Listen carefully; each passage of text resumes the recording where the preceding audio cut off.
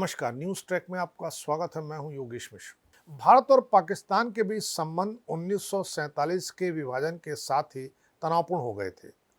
स्वतंत्रता के तुरंत बाद शुरू हुआ यह द्वंद्व केवल सीमाओं तक सीमित नहीं रहा, बल्कि दोनों देशों की नीतियों, जनमानस और इतिहास को भी गहराई से प्रभावित करता रहा है। बीते दशकों में भारत और पाकिस्तान के बीच कई युद्ध हुए, सीमाई झड़पें और आतंकवादी घटनाएं भी हुई हैं, जिनमें अनगिनत जानें गई हैं, लाखों लोग विस्थापित हुए हैं। इसके बावजूद भारत ने बार बार यह साबित किया है कि वह केवल एक शक्तिशाली राष्ट्र ही नहीं, बल्कि एक परिपक्व, शांतिप्रिय और जिम्मेदार लोकतंत्र भी है। भारत की विदेश नीति वसुधैव कुटुंबकम अर्थात पूरा विश्व एक परिवार है, इस भावना से प्रेरित है, जिसने युद्ध की विभीषिका के बीच भी संवाद और सहयोग का मार्ग प्रशस्त किया है। 1947-48 में भारत और पाकिस्तान के बीच पहला युद्ध जम्मू कश्मीर के मुद्दे को लेकर हुआ। यह संघर्ष उस समय शुरू हुआ जब जम्मू कश्मीर के महाराजा हरि सिंह ने पाकिस्तान समर्थित कबायली हमलों से राज्य को बचाने के लिए भारत से मदद मांगी। बदले में भारत के साथ राज्य का विलय स्वीकार कर लिया। इसके बाद भारतीय सेना ने कश्मीर में सैन्य कार्रवाई शुरू की। हालांकि भारत को सैन्य रूप में महत्वपूर्ण बढ़त मिल गई थी, फिर भी उसने युद्ध को आगे बढ़ाने के बजाय शांति और स्थायित्व को प्राथमिकता दी। भारत इस मसले को अंतर्राष्ट्रीय मंच पर सुलझाना चाहता था, इसलिए उसने इसे संयुक्त राष्ट्र में उठाया। भारत का उद्देश्य था कि वैश्विक सहयोग से एक शांतिपूर्ण समाधान निकाला जाए। इस प्रयास के फलस्वरूप जनवरी 1949 में युद्ध विराम की घोषणा हुई और नियंत्रण रेखा LOC का निर्धारण किया गया। भारत ने स्पष्ट किया कि वह अस्थायी शांति चाहता है। उसने पाकिस्तान अधिकृत कश्मीर को सैन्य रूप से हासिल करने के बजाय राजनयिक उपायों को महत्व दिया। यह भारत के शांतिप्रिय और विवेकपूर्ण दृष्टिकोण का प्रमाण था, जिसमें युद्ध की बजाय संवाद को प्राथमिकता दी गई। 1965 का भारत पाकिस्तान युद्ध मुख्यतः कश्मीर को लेकर था, जिसमें पाकिस्तान ने ऑपरेशन जिब्राल्टर के तहत कश्मीर में घुसपैठ की कोशिश की ताकि वहां विद्रोह भड़काया जा सके। भारतीय सेना ने इस प्रयास का दृढ़ता से जवाब दिया। युद्ध पश्चिमी मोर्चे तक फैल गया, जिसमें भारत की सेना लाहौर की सीमा तक पहुंच गई। इस युद्ध के दौरान भारत ने कई रणनीतिक चौकियों और सभी क्षेत्रों पर नियंत्रण स्थापित कर लिया था, जिनमें हाजी पीर दर्रा भी शामिल था। हालांकि भारत को सैन्य रूप से बढ़त हासिल थी, फिर भी 22 सितंबर 1965 को संयुक्त राष्ट्र की पहल पर युद्ध विराम की घोषणा की गई। इसके बाद सोवियत संघ की मध्यस्थता में 10 जनवरी 1966 को ताशकंद में भारत के प्रधानमंत्री लाल बहादुर शास्त्री और पाकिस्तान के राष्ट्रपति अयूब खान के बीच ताशकंद समझौता हुआ। इस समझौते के तहत दोनों देशों ने युद्ध के दौरान कब्जा किए गए क्षेत्रों को लौटाने और अपनी सेनाएं युद्ध से पहले की स्थिति में वापस बुलाने पर सहमति जताई। इसके साथ ही दोनों देशों ने एक दूसरे के आंतरिक मामलों में हस्तक्षेप न करने, युद्धबंदियों की रिहाई और भविष्य में सभी विवादों को शांतिपूर्ण तरीके से सुलझाने का संकल्प लिया। भारत की सैन्य विजय के बावजूद उसने एक बार फिर शांति और कूटनीति को प्राथमिकता दी। 1971 का भारत पाकिस्तान युद्ध इतिहास की सबसे निर्णायक सैन्य झड़पों में से एक माना जाता है, जिसमें भारतीय सेना ने पूर्वी मोर्चे पर अभूतपूर्व जीत हासिल की। इस युद्ध का परिणाम 16 दिसंबर 1971 को सामने आया, जब पाकिस्तान की पूर्वी कमान के लेफ्टिनेंट जनरल A.A.K. नियाजी ने भारतीय सेना के समक्ष आत्मसमर्पण किया। लगभग 90,000 से अधिक पाकिस्तानी सैनिकों और नागरिकों को युद्धबंदी बनाया गया, जो विश्व सैन्य इतिहास का अब तक का सबसे बड़ा आत्मसमर्पण माना जाता है। इस युद्ध के फलस्वरूप बांग्लादेश एक स्वतंत्र राष्ट्र के रूप में अस्तित्व में आया। इसके बाद 2 जुलाई 1972 को शिमला में भारत की प्रधानमंत्री इंदिरा गांधी और पाकिस्तान के प्रधानमंत्री जुल्फिकार अली भुट्टो के बीच शिमला समझौता हुआ। इस समझौते के अंतर्गत भारत ने अपनी उदारता दिखाते हुए सभी युद्धबंदियों को बिना किसी अतिरिक्त शर्त के लौटा दिया, कूटनीतिक समाधान को प्राथमिकता दी। समझौते की एक महत्वपूर्ण शर्त यह थी कि भारत और पाकिस्तान अपने सभी विवाद, विशेष रूप से कश्मीर को द्विपक्षीय वार्ता के जरिए सुलझाएंगे। किसी तीसरे पक्ष को हस्तक्षेप की अनुमति नहीं होगी। यह भारत की कूटनीतिक और नैतिक विजय थी, जिसने न केवल सैन्य शक्ति का प्रदर्शन किया बल्कि शांति और संयम का भी उदाहरण पेश किया।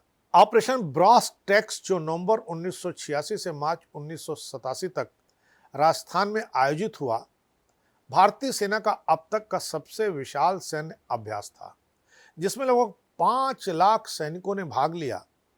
इस अभ्यास की व्यापकता और उसकी युद्ध सदृश योजना ने पाकिस्तान को गंभीर चिंता में डाल दिया। पाकिस्तान ने इसे भारत की संभावित सैन्य कार्रवाई के रूप में देखा। अपनी सेनाएं सीमा पर तैनात कर दी, जिससे दोनों देशों के बीच तनाव चरम पर पहुंच गया। इस विस्फोटक स्थिति में भारत और पाकिस्तान युद्ध के मुहाने पर खड़े हो गए। लेकिन इसी बीच एक असामान्य राजनयिक पहल हुई, जिसे क्रिकेट डिप्लोमेसी कहा गया। फरवरी 1987 में पाकिस्तान के राष्ट्रपति जनरल जियाउल हक जयपुर में Bharat Pakistan cricket test match देखने के बहाने अचानक भारत पहुंचे। भारत आकर उन्होंने प्रधानमंत्री राजीव गांधी से मुलाकात की। इस अनौपचारिक मुलाकात के बाद दोनों देशों के बीच संवाद की खिड़की खुली और तनाव में ठंडक आई। इस दौरान जियाउल हक ने अप्रत्यक्ष रूप से परमाणु युद्ध की चेतावनी भी दी, जिससे भारत की रणनीतिक सतर्कता और बढ़ गई। अंततः दोनों देशों ने सैन्य बलों को सीमा से हटाने का निर्णय लिया। युद्ध की आशंका टल गई। 1999 का कारगिल युद्ध भारत और पाकिस्तान के बीच एक बार फिर गहरे विश्वासघात और सैन्य संघर्ष का प्रतीक बना। जब पाकिस्तानी सेना और कश्मीरी आतंकवादियों ने नियंत्रण रेखा पार कर भारतीय क्षेत्रों में घुसपैठ की, भारत ने ऑपरेशन विजय के तहत इस चुनौती का साहसिक और निर्णायक ढंग से सामना किया, घुसपैठियों को पीछे हटने पर मजबूर कर दिया। यह युद्ध उस समय हुआ जब कुछ महीने पहले ही फरवरी 1999 में भारत के प्रधानमंत्री अटल बिहारी वाजपेयी लाहौर बस यात्रा के माध्यम से पाकिस्तान गए थे। वहां के प्रधानमंत्री नवाज शरीफ के साथ लाहौर घोषणा पत्र पर हस्ताक्षर किए थे। इस घोषणा पत्र में दोनों देशों ने कश्मीर सहित सभी विवादों को शांतिपूर्ण और द्विपक्षीय वार्ता के माध्यम से सुलझाने, परमाणु हथियारों के आकस्मिक प्रयोग से बचने और आपसी विश्वास बढ़ाने की प्रतिबद्धता जताई थी। कारगिल में पाकिस्तान की हरकत ने इस समझौते को ठेस पहुंचाई, भारत के साथ विश्वासघात किया। फिर भी भारत ने युद्ध के बाद कूटनीतिक रास्ता नहीं छोड़ा। वाजपेयी सरकार ने सैन्य जीत का उपयोग पाकिस्तान पर कोई अतिरिक्त राजनीतिक दबाव डालने या शर्तें थोपने के लिए नहीं किया, बल्कि एक बार फिर शांति और संवाद की नीति को प्राथमिकता दी। यह भारत के संयमित और परिपक्व नेतृत्व का प्रमाण था, जिसने हर युद्ध के बाद भी शांति का द्वार खुला रखा। 13 दिसंबर 2001 को हुए भारतीय संसद पर आतंकी हमले ने भारत पाकिस्तान के संबंधों को एक बार फिर गंभीर संकट में डाल दिया। जैश ए मोहम्मद और लश्कर तैयबा से जुड़े आतंकवादियों द्वारा किया गया यह हमला पाकिस्तान प्रायोजित था, जिसमें कई सुरक्षाकर्मी शहीद हुए। इस घटना के बाद भारत और पाकिस्तान के बीच तनाव अत्यधिक बढ़ गया। दोनों देशों ने सीमाओं पर भारी सैन्य जमावड़ा कर लिया, जिससे पूर्ण युद्ध की आशंका पैदा हो गई। हालांकि भारत ने इस बार भी युद्ध का रास्ता न चुनकर एक संतुलित और रणनीतिक नीति अपनाई। भारत ने कूटनीतिक और अंतर्राष्ट्रीय दबाव के माध्यम से पाकिस्तान पर आतंकवाद के खिलाफ कार्रवाई का दबाव बनाया। अमेरिकी नेतृत्व समेत वैश्विक शक्तियों के साथ संवाद कर भारत ने पाकिस्तान की आतंकवाद प्रेरित नीति को अंतर्राष्ट्रीय मंचों पर उजागर किया। इसके साथ ही भारत ने पाकिस्तान के उच्चायुक्त को तलब किया, राजनयिक संबंध सीमित किए, विश्व समुदाय को पाकिस्तान की जिम्मेदारी तय करने के लिए प्रेरित किया।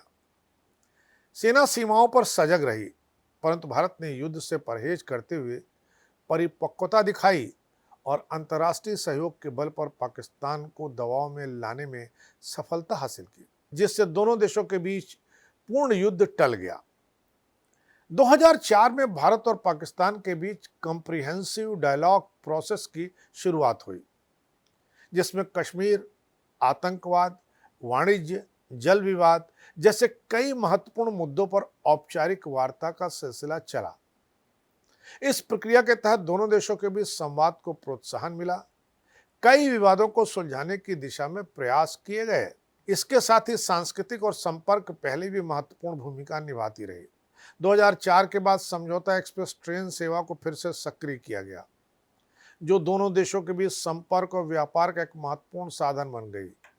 इसके अलावा दिल्ली, लाहौर और श्रीनगर, मुजफ्फराबाद के बीच बस सेवाओं ने आम नागरिकों के बीच आवाजाही और संवाद को बढ़ावा दिया। व्यापारिक गतिविधियां भी इन संपर्क साधनों के माध्यम से बढ़ी, जिससे आर्थिक रिश्तों में सुधार आया। सांस्कृतिक कूटनीति के तहत क्रिकेट मैच, संगीत कार्यक्रम, कला प्रदर्शनियां और मीडिया आदान प्रदान जैसी गतिविधियों के जरिए दोनों देशों के बीच विश्वास और संवाद को मजबूत करने का प्रयास किया गया। इन पहलों ने दोनों देशों के बीच बेहतर समझ और विश्वास की दिशा में सकारात्मक योगदान दिया। 26 नवंबर 2008 को पाकिस्तान स्थित लश्कर तैयबा के 10 आतंकवादियों ने मुंबई में 4 दिन तक चले हमलों को अंजाम दिया, जिसमें 166 से अधिक लोग मारे गए, 300 से ज्यादा लोग घायल हुए। इस भीषण आतंकी हमले के बाद भारत ने सैन्य कार्रवाई के बजाय कूटनीतिक और अंतर्राष्ट्रीय दबाव की नीति अपनाई। भारत ने अमेरिका, संयुक्त राष्ट्र और अन्य वैश्विक संस्थाओं से पाकिस्तान पर आतंकवाद के खिलाफ ठोस कार्रवाई की मांग की। इस हमले के बाद भारत ने पाकिस्तान को अंतर्राष्ट्रीय मंचों पर आतंकवाद के लिए जिम्मेदार ठहराया, वैश्विक जनमत तैयार किया, जिससे पाकिस्तान पर दबाव डाला गया। युद्ध या प्रत्यक्ष सैन्य कार्रवाई से बचते हुए भारत ने संयम का परिचय दिया और कूटनीतिक, कानूनी तथा अंतर्राष्ट्रीय दबाव के माध्यम से पाकिस्तान पर आतंकवाद के खिलाफ प्रभावी कदम उठाने के लिए जोर डाला। प्रधानमंत्री नरेंद्र मोदी ने 2014 में अपने शपथ ग्रहण समारोह में पाकिस्तान के प्रधानमंत्री नवाज शरीफ को आमंत्रित करके दोनों देशों के बीच संवाद की दिशा में महत्वपूर्ण कूटनीतिक कदम उठाया। इसके बाद 2014-2015 के दौरान नरेंद्र मोदी और शरीफ के बीच कई द्विपक्षीय मुलाकातें हुई। ये मुलाकातें रूस में, पेरिस में और काठमांडू में अंतर्राष्ट्रीय सम्मेलनों में हुई। 25 दिसंबर 2015 को प्रधानमंत्री मोदी ने अचानक लाहौर यात्रा की। नवाज शरीफ को उनके जन्मदिन और परिवार की शादी की शुभकामनाएं दी, जिसे एक सकारात्मक कूटनीतिक पहल के रूप में देखा गया। हालांकि इन शांति प्रयासों के बावजूद सीमा पर तनाव और आतंकवादी घटनाएं जारी रहीं, जिसमें 14 फरवरी 2019 को पुलवामा में जैश ए मोहम्मद द्वारा किया गया आतंकी हमला नहीं भूला जा सकता है। इसमें 40 सीआरपीएफ जवानों की शहादत हुई। इस हमले के जवाब में भारत ने 26 फरवरी 2019 को पाकिस्तान के बालाकोट में जैश ए मोहम्मद के आतंकी ठिकानों पर एयर स्ट्राइक की, यह स्पष्ट करते हुए कि यह कार्रवाई आतंकवाद के खिलाफ थी, न कि पाकिस्तान के खिलाफ युद्ध। भारत की नीति आतंकवाद के खिलाफ सख्त कार्रवाई और युद्ध से बचाव की रही है, लेकिन पाकिस्तान इसे मानने को तैयार नहीं है। पाकिस्तान में सरकार सेना चलाती है, आईएसआई चलाती है और आतंकवादियों द्वारा सरकार संचालित होती है, तो इनके बने रहने के लिए युद्ध और आतंकवाद बहुत जरूरी होता है।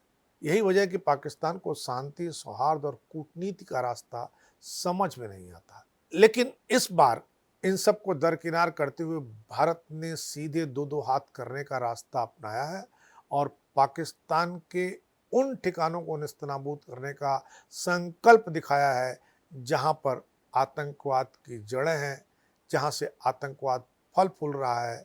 यह बात दूसरी है कि पाकिस्तान इसे अपने खिलाफ एक युद्ध मान रहा हो तो पाकिस्तान के मानने से कुछ नहीं होने वाला, क्योंकि पाकिस्तान भारत के शांति प्रिय और कूटनीतिक प्रयासों को समझने में हमेशा नाकाम रहा है या समझने की उसने कोशिश नहीं की है। अब भारत वही भाषा बोल रहा है जो पाकिस्तान समझ सकता है। इस बार इतना ही। अगली बार फिर मिलेंगे किसी नए सवाल पर नए ढंग से बात करने के लिए। तब तक के लिए नमस्कार।